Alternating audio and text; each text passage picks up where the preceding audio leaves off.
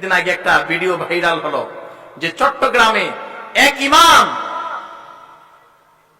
গান বাদ্যের আসরে বিবাহর আয়োজন হয়েছে, সেজন্য সে ঘোষণা দিয়েছে যে আমি বিয়ে পড়াবো না। বিয়ে না পড়ানোর কারণে ইমামের চাকরি নষ্ট হয়েছে। আপনারা হয়তো সোশ্যাল মিডিয়াতে অনেকেই দেখেছেন। কিন্তু এমন করে যদি প্রত্যেকটা মসজিদের ইমাম দারাজ কণ্ঠে উচ্চারণ করত যে যেই বিয়েতে ডিজে পার্টি হবে, গানের আসর হবে, সেই বিয়েতে আমরা অংশগ্রহণ করব না, তাহলে বাংলার জমিনের প্রত্যেকটা মহল্লাতে এই ডিজে পার্টি বন্ধ করতে বাধ্য হতো। ঠিক কিনা বলেন? কিন্তু এমন দারাজ কণ্ঠে কথা বলার মতো ইমাম আমাদের সমাজে প্রয়োজন আছে?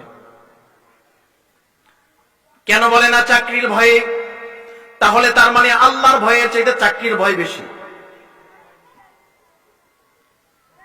বক্তা মাহফিলে এসে হক কথাগুলি সঠিকভাবে প্রচার করে না, কারণ চিন্তা করে যদি হক কথাগুলি সঠিকভাবে প্রচার করি তাহলে আগামী বছর দাওয়াত নাও থাকতে পারে। তার মানে আল্লাহর ভয়ের চাইতে দাওয়াতের ভয় বেশি।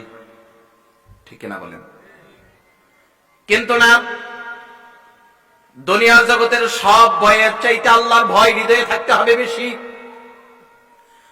দুনিয়ার জগতের কোন পার্থিব জগতের কোন অর্থের ভয় করা যাবে না, সম্পদের ভয় করা যাবে না, লাঠির ভয় করা যাবে না, জেল জুলুম নিপীড়ন নির্যাতনের ভয় করা যাবে না। সব কিছুর চাইতে হৃদয়ের মধ্যে ভয় থাকতে হবে আল্লাহর বেশি। ঠিক কিনা বলেন? আল্লাহর ভয় যদি আপনার হৃদয়ের মধ্যে ঢুকাইয়া দিতে পারেন, তাহলে জেনে রাখুন আল্লাহর ভয় যার হৃদয়ে থাকবে, পৃথিবীর জমিনের কোন ভয় তাকে কাবু করতে পারবে না। সকল ভয়কে উপেক্ষা করে তিনি আল্লাহর জন্য জীবনের শেষ নিঃশ্বাস পর্যন্ত কাজ করেই যাবেন। ঠিক কিনা বলেন? এই যে আমাদের সমাজে অনেক আলেম ওলামা তো আছে যারা এখনো হক কথা বলে। ঠিক কিনা বলেন? আছে, অনেক ওলামা ইকরাম আছে। আবার কিছু কিছু ওলামা ইকরাম হক কথা বলার কারণে, সঠিক ব্যাখ্যা বিশ্লেষণ করার কারণে জেলখানায় আছে কি নাই?